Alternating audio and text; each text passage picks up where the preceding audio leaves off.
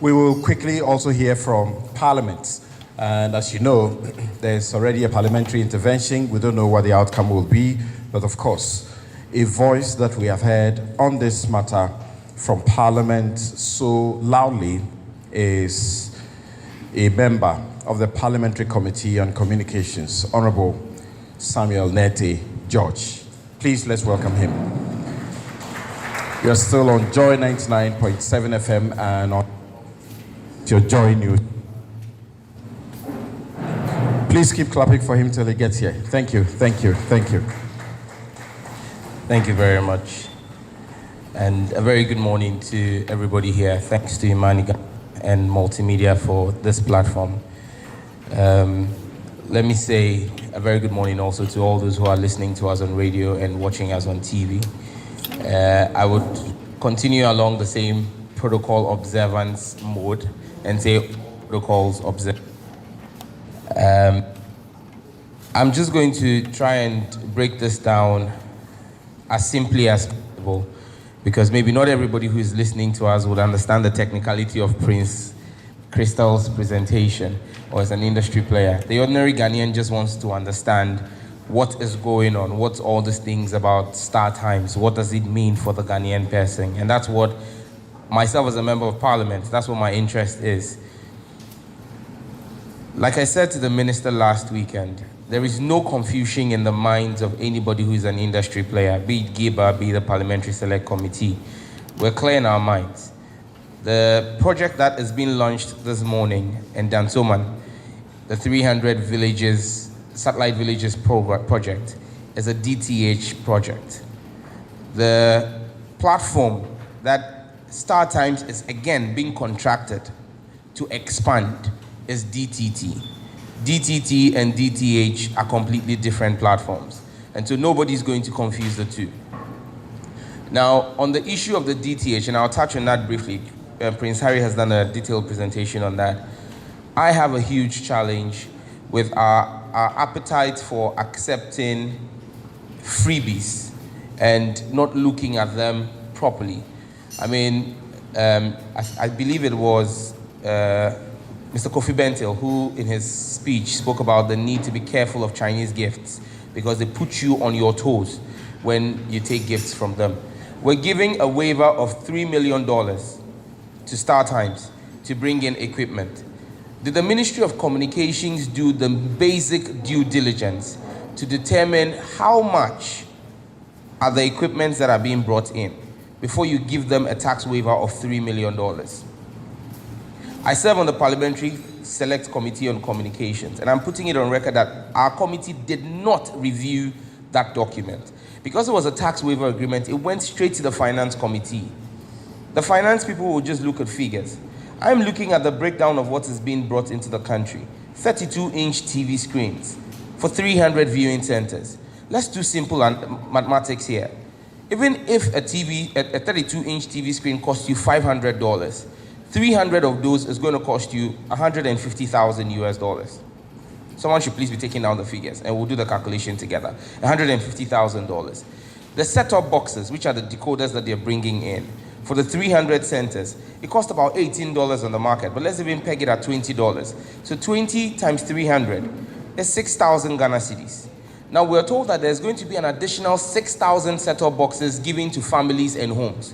So an additional 6,000 boxes times $20. That will come to what? $120,000 US. The solar-powered projectors, they go for around $600 on Amazon. But let's even peg them at $1,000 because maybe they are bringing in high-spec powered, solar-powered projectors, and they're giving 2 to each of these viewing centers. So each one is going to cost $2,000. Each center will be $2,000 times 300 centers. That's $600,000 US. 150,000, 120,000. That's what? 270,000 plus 600,000, 870,000 plus 6,000, 876,000. It's less than $1 million, even if you add freight. The cost of equipment for the 300 villages is less than $1 million, but we're giving them a tax waiver, which should be about 15 to 20%. on the cost of the items, because that is actually what a tax waiver is. We're giving them $3 million. So are we thinking as a government? Are we thinking as a people? Are we not occasioning financial loss to the state? Because a tax waiver is effectively taxpayers' money that you're giving to the recipient of a tax waiver. Again, I've heard the ministry say that when we say they're doing this for a foreign entity and they're not doing this for a Ghanaian player, we're lying or we are being untruthful. And that KNET, who is building the DTT, has also received a tax waiver. Now let's break it down again and show the untruth in that assertion by the Ministry of Communications. KNET built the multi-TV platform 10 years ago. The ministry, either in this government or in the previous government in which I served in, has never given KNET a tax waiver. Not the NDC administration, not the NPP administration. KNET is enjoying a tax waiver on the construction of the DTT platform. The DTT platform does not belong to KNET. KNET is simply a contractor for government. The DTT platform is a national asset.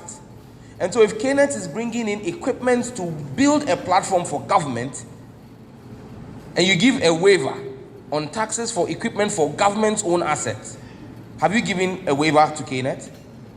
In fact, KNET is incurring costs on this, because unlike in the Star Times case, where you've gotten Parliament to grant a waiver even before the equipment come in the case of KNET, what the government asked KNET to do was to pay the taxes and then later come for a refund.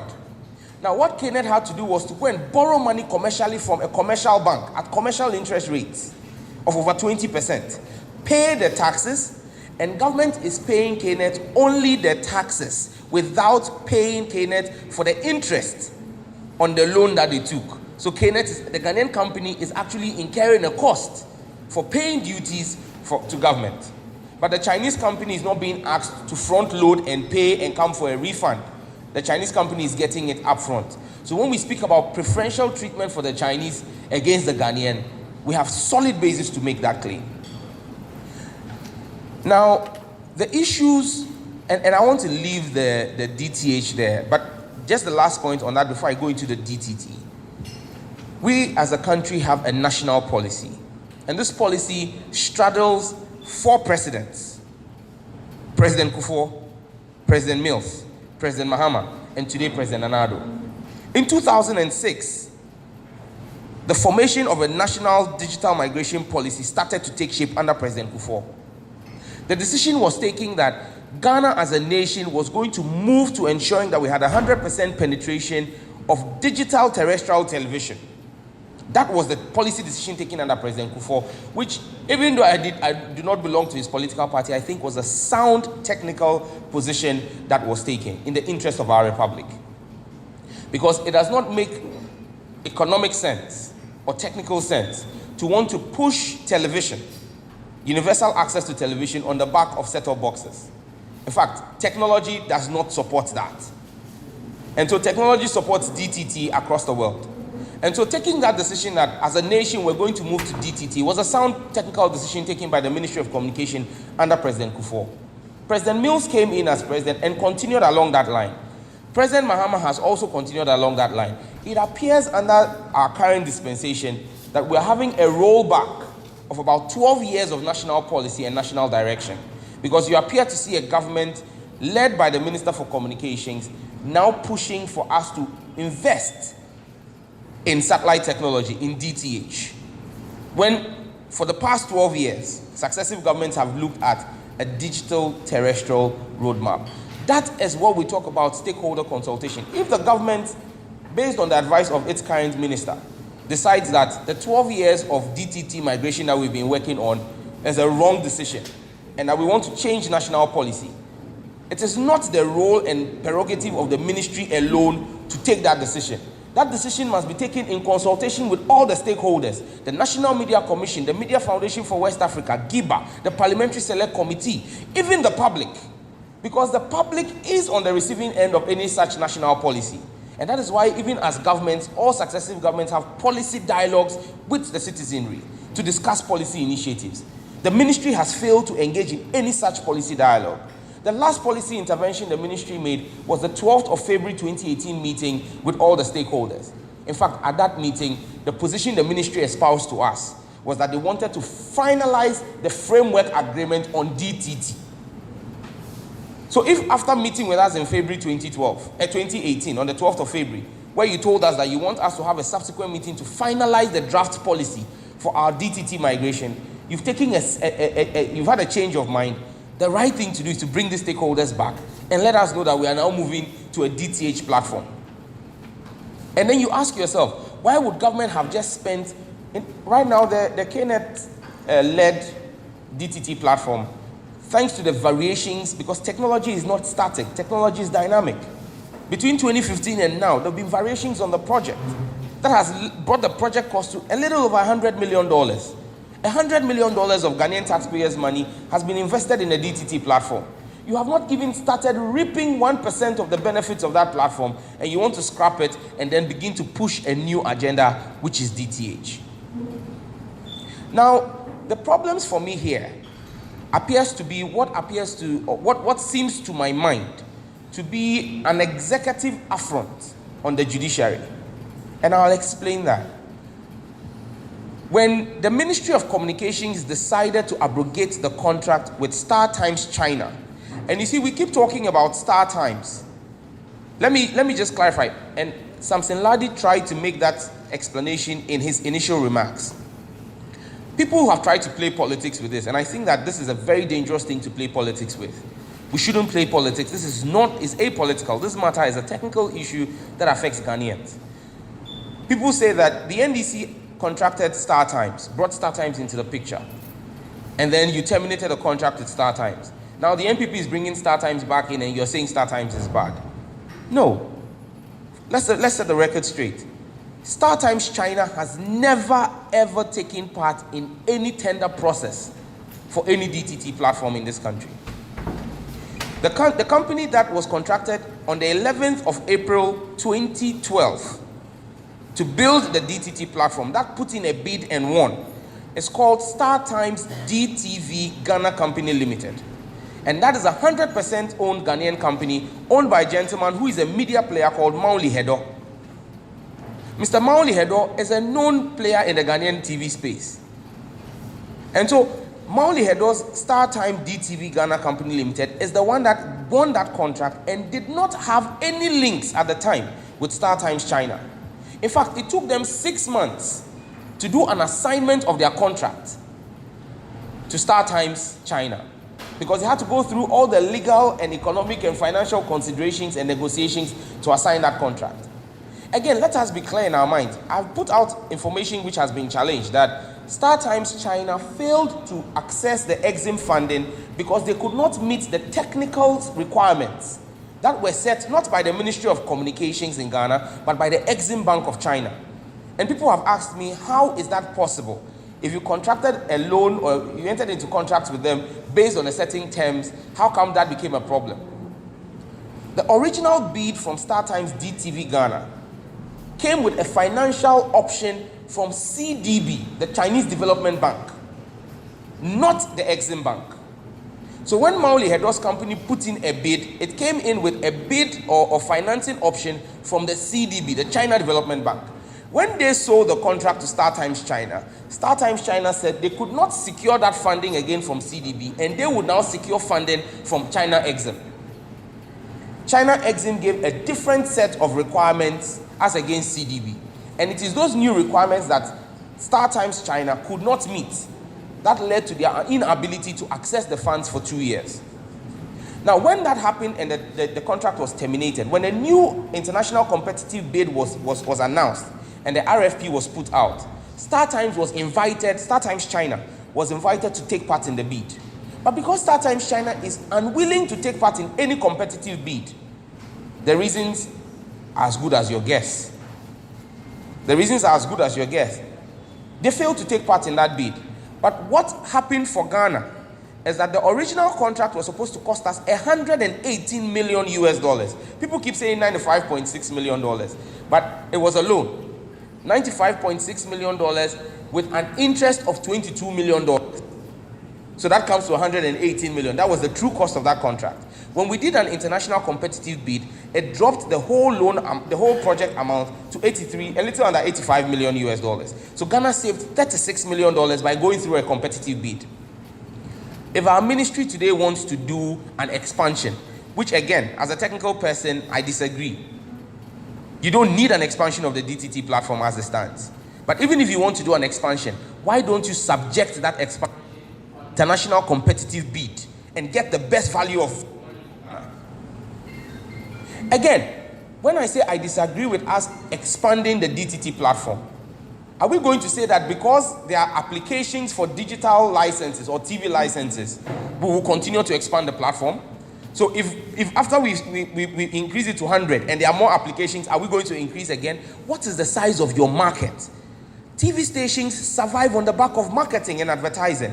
What is the size of our market? If you go to statistica.com, the figures are there. South Africa's market is worth 1.2 billion US dollars in 2016. The South African population is 59 million people. They have open free-to-air, they have only 17 free-to-air channels in South Africa, with a market that is worth 1.2 billion. The UK has a population of about 70 million people. Their market is worth 24 billion US dollars in 2016, thanks to the Premier League. They have only 70 free-to-air channels. Ghana's market is worth 196 million.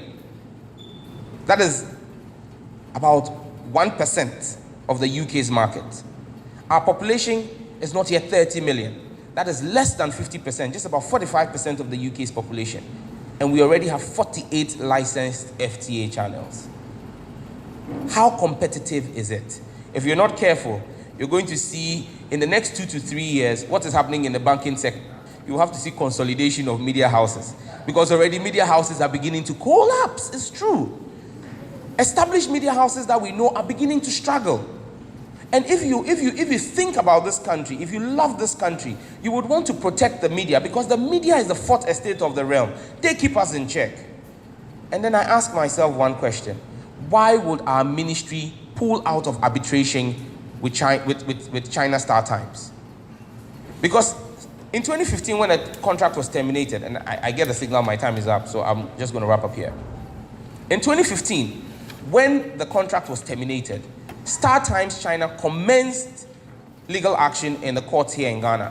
Justice Kumsin delivered judgment and actually awarded cost of $50,000 against Star Times. Star Times then appealed and then decided to proceed to the International Commercial Court in London. In that court again, it has been established unequivocally that Ghana did have a claim to terminate that contract. Star Times further made a request for $200 million in settlement. And how can you be making a claim for $200 for a contract that was worth $95 million? And then the court says that fine, based on clause 41.1.3 of the contract, Star Times is actually due some recompense if they can prove that they've done any work. Star Times claimed in 2016 that they imported machines for the DTT platform into Ghana. The Ministry of Communication at the time's contention was, show us a supplier's invoice. When you brought machines into Ghana, you'd have paid duty. Show us the duty that you paid. Star Times then claims that, oh, you know what, we've moved the machines to Nigeria. That is not a problem. Show us where the machines are in Nigeria. We will send technical people from NCA to go and evaluate it. Up till now, 2 years on, Star Times has been unable to show us any supplier's invoice for any equipment. They've not been able to show us where those equipment are in Nigeria. They've not been able to show that they paid any duty to import any machines into Ghana. So on what basis do you then pull out of such an arbitration that you are winning? And the terms of the settlement is that Star Times should come and do an evaluation of the KNet built DTT platform. And on the basis of their report, you will give them a contract. In wrapping up, I'm just going to state one thing. We do not hate China. China is a key player in the world geopolitics. We are not against China. We don't hate China. We only love our motherland, Ghana, more than we do China. And I hope our Minister of Communications will love her republic and the taxpayer better than she seems to love China. Thank you. Thank you.